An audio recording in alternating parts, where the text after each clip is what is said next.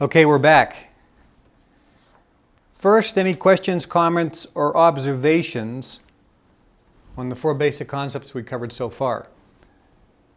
4 basic concepts being, of course, who do you listen to? The teachability index, the training balance scale, and the 4 steps that you go through when learning information. Yes?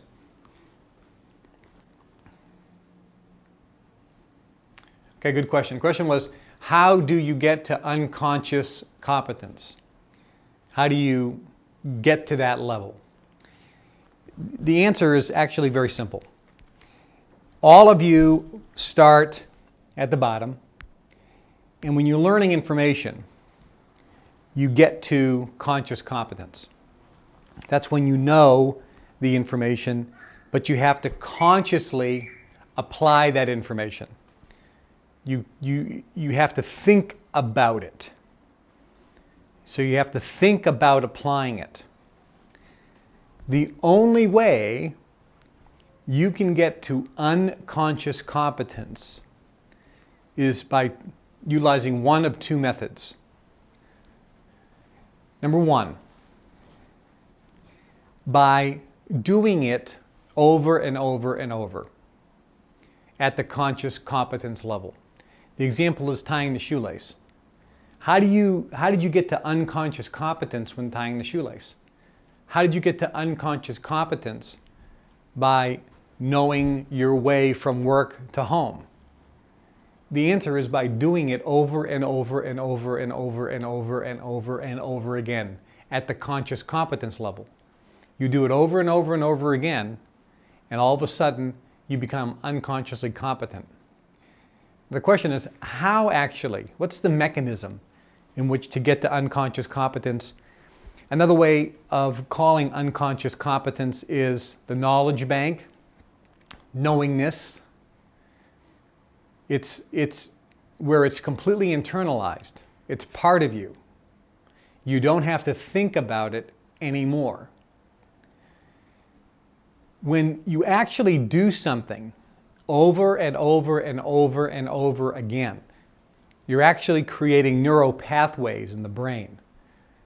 These are biological connections between cells, dendrites, that connect and actually grow in size. And these neural pathways are energy channels where information or energy is transmitted through the brain. They're actual patterns that develop in the brain. So by getting to the unconscious competence level, you do that by doing it over and over and over and over again, creating that neural pathway. There is a second method. It's very interesting. And the second method is by observing someone else do it. So one of the advantages of having a mentor, one of the advantages of being an apprentice, is you get to observe someone else. This is the reason why associating with people who have what you want, and this is one of the major benefits of the societies, like the Brotherhood. Not only did we get the knowledge, but we got to observe people using the knowledge. And by that observation, monkey see, monkey do. That's exactly what I'm talking about. This is a major advantage. If you're learning from somebody who's doing it wrong, you're going to do it wrong as well. That's why if you want to be a great chef and you happen to be the apprentice of a spectacular chef, there's a good chance you're going to become a spectacular chef. If you want to be a spectacular musician and you get to work with and be an apprentice of a spectacular musician, then you get that advantage. You will become a spectacular musician. If you want to be a spectacular tennis player or golfer or basketball player, when you start associating with people who are brilliant in those professions, you get to see what they do, see how they act, and you turn around and get that as well. Success does breed success. It does rub off.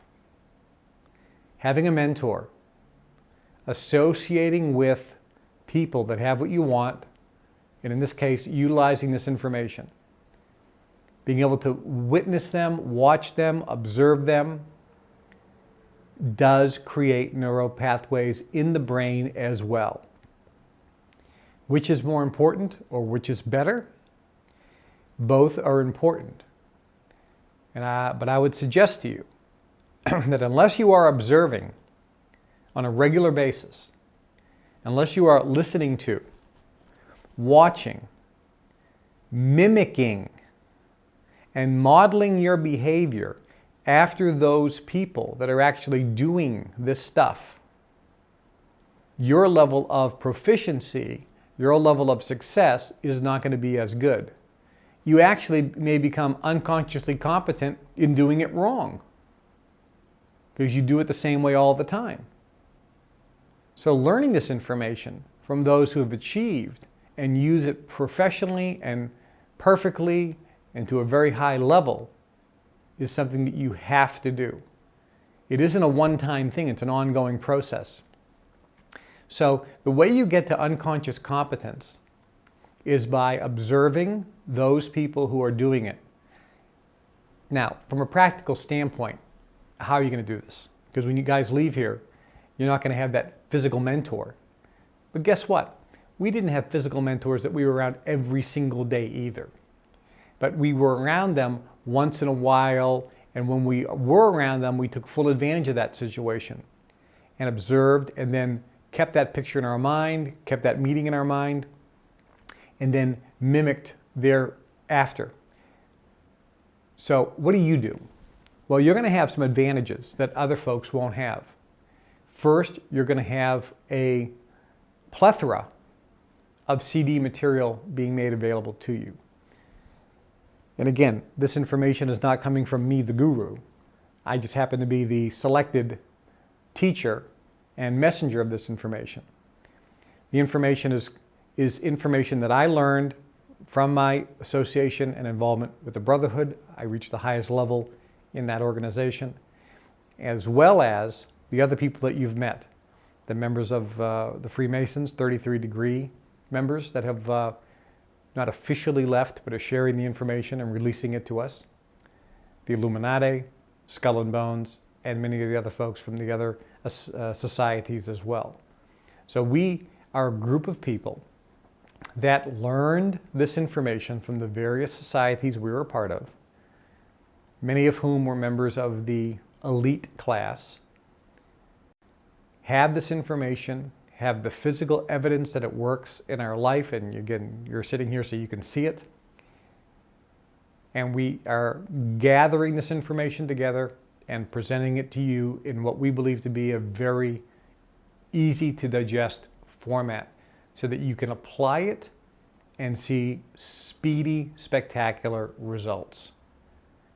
Now, we've done this outside of this group over the last few years to some individuals, kind of tested it out, and the results have been nothing more than spectacular, where people have said to us that learning this information and applying it has just been mind-blowing at the speed in which their dreams and desires are coming into physical reality. So whatever you want in life, you can have. The key is getting to that unconscious competence level. So again, in answer to your question, it's by doing it over and over again at the conscious competent level, which goes back to, that's why everything here is in an order of teaching. That's why you must have a high willingness to learn and a high willingness to accept change. You have to be high on the teachability index.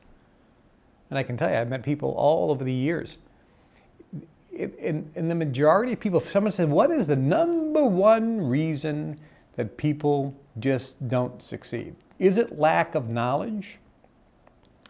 And the answer is actually no. The answer is it's low teachability index. Actually, if you go back and say, what are the causes of people failing? Number one, they're not listening to the right people, which is why, who do you listen to? So they're listening to the wrong people. If you want to be a great chef and you're listening to a guy who's a short order cook, who's never made a souffle in his life, guess what? You're never going to learn how to make a souffle. If you want to be a world-class chef and eat spectacular food or learn how to cook spectacular food, and you're learning from a guy who fries eggs, and nothing wrong with frying eggs, but you're not learning how to create spectacular cuisine because you're learning from somebody who doesn't know how to create spectacular cuisine. If you want to be a great piano player and you're listening to somebody who's, maybe a very good honky-tonk piano player, but certainly not a concert pianist, you're never going to be a spectacular pianist. You're never going to be a great musician because you're not learning from the best. Same thing here. If you want to create things in your life, if you want to have happiness, you need to learn from the best. So the first reason people fail is they don't learn from the right people, which means they're not getting the right information. But if you find the right people, you do get the right information. And somebody would say, well, up until now, this information has been secret. That's absolutely true. However, there's enough information out there from the right people that if you utilize it, yeah, all the stuff is not been released. But a lot of this stuff is available. I think the key elements have never been available, but some of the information has been available and enough has been available where you can apply it and reach spectacular results. But the first problem that people fail is they don't have the right teachers. They're not learning from the right people. They're not listening to the right people, which means they're getting the wrong information. The second reason people fail is they have a low teachability index. They just refuse to be willing to give up things, to be obsessed with learning. They have a low willingness to learn. And even if they do have a high willingness to learn, they have a low willingness to accept change. They keep doing the same thing over and over and over again. They just refuse to change their patterns. And again, those patterns are neural pathways, which is why willingness to accept change, you have to understand the reason why you may have a hard time willing to change. The reason it may be hard for you to be really willing to change is because you've done the same thing for so long. You've established very, very, very strong, embedded, ingrained, large neural pathways. New neural pathways have to be developed, which creates new patterns. So low teachability index is a major thing. The next reason people fail is they spend too much time on the how. Remember the training balance scale? They spend too much time on the technique or the skill, thinking that that's the key. Too many excuses such as, well, I don't know how to do that.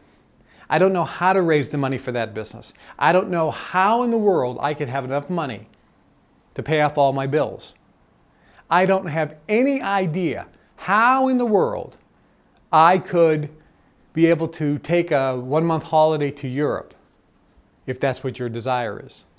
They think of their desire, and then what they do is they come up with all the reasons why it won't happen in their life, because they don't know the technique, they don't know the how, they don't know where the money's coming from, and they're stuck on that side of the training balance scale.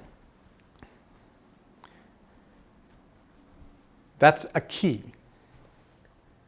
And then the fourth reason people fail is they don't spend enough time at the conscious competence level to develop new neural pathways so that they get to the unconscious competence level, where new patterns have been established, new habits,